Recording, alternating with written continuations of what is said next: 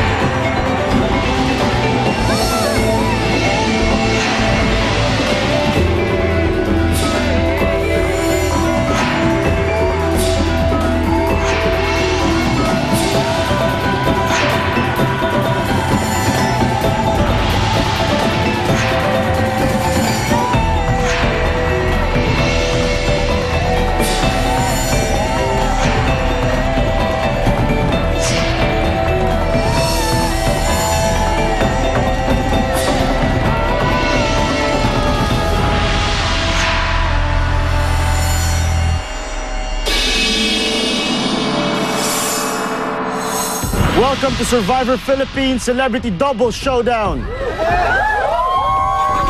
Kahapon sa Survivor Philippines. She wanted to show everyone that she could do this.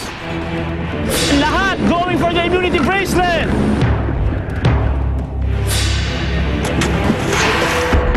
Mas importante ngayon, masecure muna natin yung immunity. John and Arnold nakuha ng isang immunity bracelet! Chucky and Isabel making their way to the mat! Sa immunity bracelets na yan, nakalagay ang simbolo at kulay ng mga tribes na maglalaban-laban sa season na ito. Para kay John and Arnold, ang tribo nyo ay Bulan, ang diyosa ng buwan. Chucky and Isabel, kayo ang tribong Tala, diyosa ng mga bituin. Pagpunta nyo sa camp, you guys have to build shelter and fire and food. For now, get some rest. Congratulations, everyone.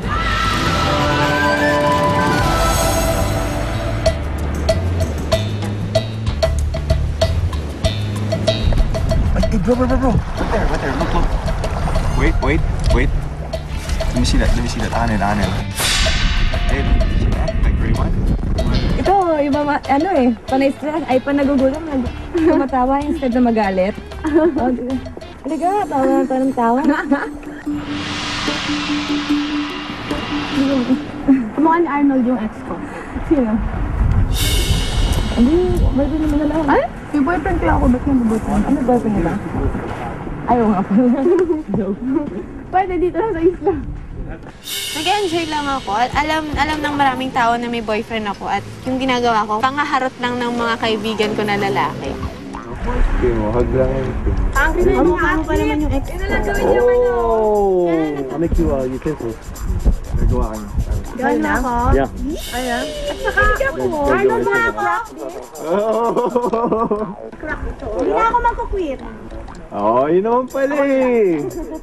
Promise mo diyan ka lang. Oh, ba't ka alis? She was, medyo flirtatious. But alam ko na, baka strategy yan sa game. So I just played along. Yeah, I used that to try and get to know her better. Para pwede ko maka-understand kung anong talagang goal niya dito sa Survivor. Bakit tulos mo ako? Iwan ka na lang yung number ko doon sa maleta. Okay. Ay, joke lang!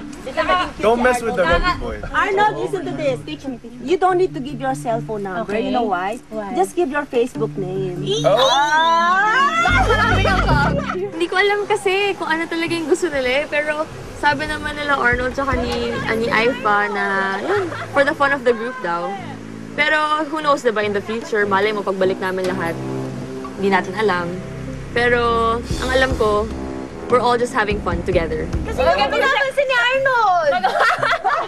Si Arnold sobrang lagi niyang tinatawag or nahanap si Aipa, lagi nakatingin. So, yun, tinutukso namin. Are you mad, baby? Oh! Babe! Wow, day one pa lang, ganito na. I love it. Tayo, hindi pa nag-start-close na. Naman si Aipa, laging niloloko din naman si Arnold. Yung parang nagkakaroon na yung biruan, yung parang totoo, pero hindi. Kasi si Aipa kasi may boyfriend.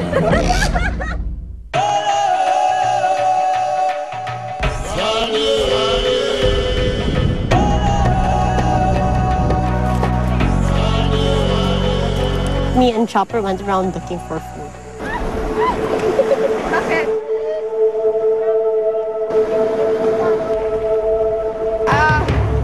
Careful.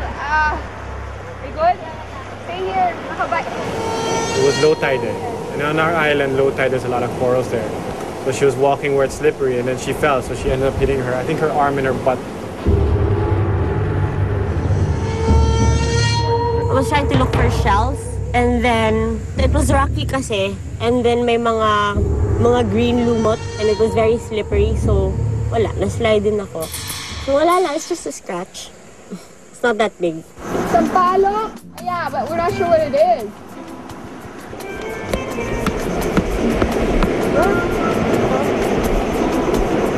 Sipin mo na lang. Brownies yan. Shrooms.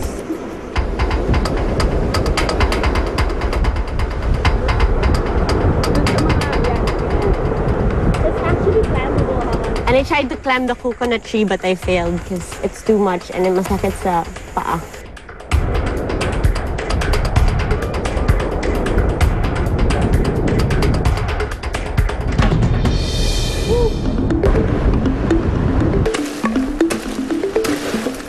I think Philo was taking charge in terms of yung pagde-delegate na mga gagawin.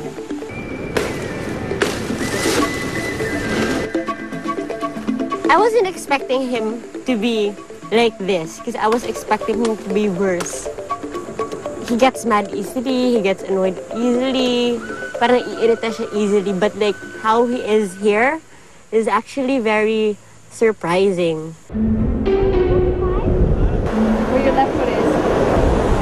Sumisig there. Shelter, okay lang yan. Ang very vocal ka sa paggawa ng shelter, si Angelica.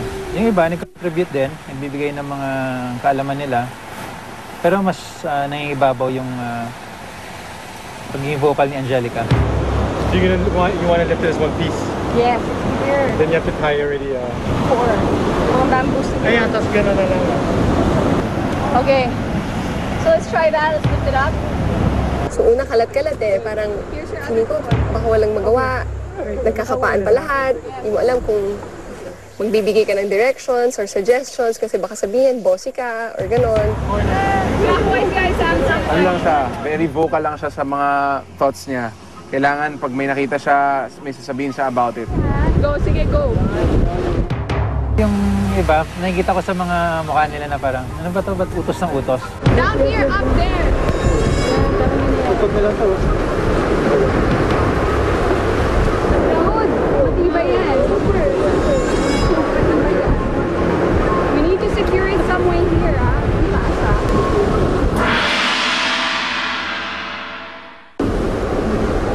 Huh?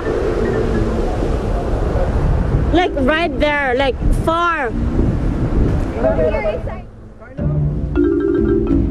Oh my God! They're speaking English, and I'm in a nosebleed and everything. Yun ang naramdaman ko. Were you able to get? Parang mahirap matansya.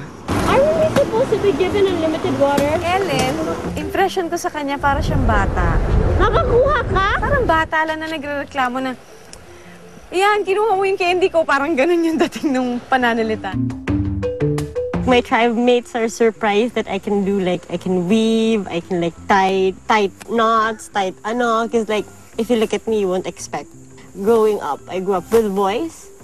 I'm the only girl. So parang I'm kind of used to a lot of the dirty work. Nick. I'm sure they knew not to underestimate her, to judge her the fact that she's small. I think if anything, they learned right away that she can hold her own. Hindi na ako makapag-isip. I'm hungry.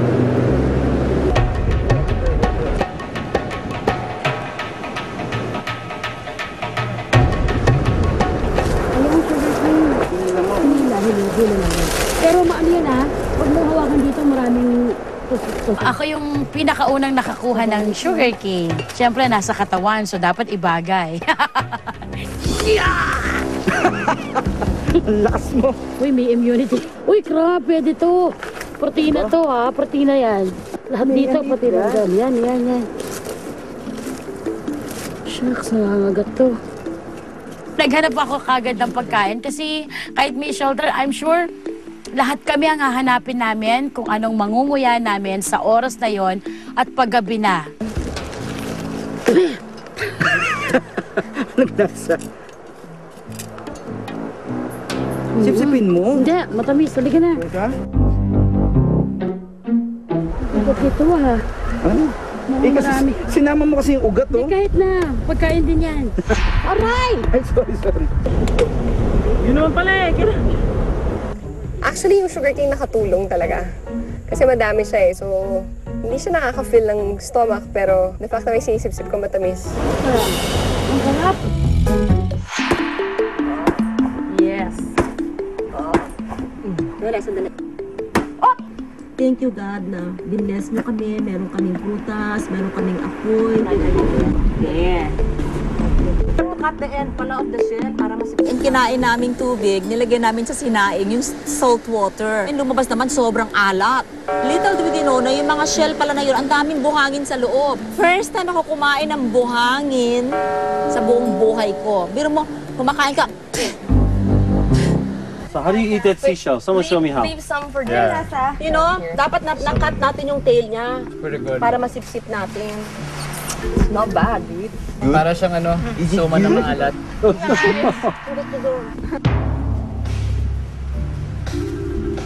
You know what? It's ano, gourmet. This is like either really nice, but then I'm really hungry. Yeah. She did make one rice that I really didn't like, and I hope to never have it ever again in my life. Where's Geneva? Eat lang. Saan si Jen? Busy. Parang it's a pity for Geneva to be here and naging part ka nga ng tribe but you're not really part of the tribe.